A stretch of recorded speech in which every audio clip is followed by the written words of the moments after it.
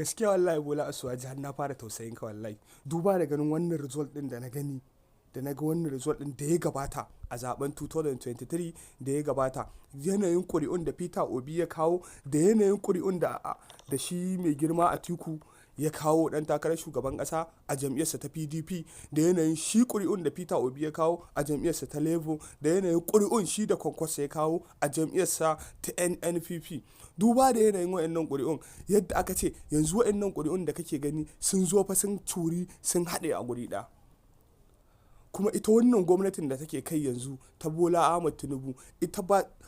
wani hoɓasawa da ta yi, ba wani aiki da ta yi wanda za a ce ma wai ta janye har ta samu wani percentage daga cikin ƙuri'un su wa'innan ƙuri'un Kwankwaso ko kuma na Peter Obi ko kuma na Atiku. Ba wani hoɓasawa da ta yi. Arewacin Najeriya ya lalace, ta'addanci ya dame mu, gwamnati ta yi da mu.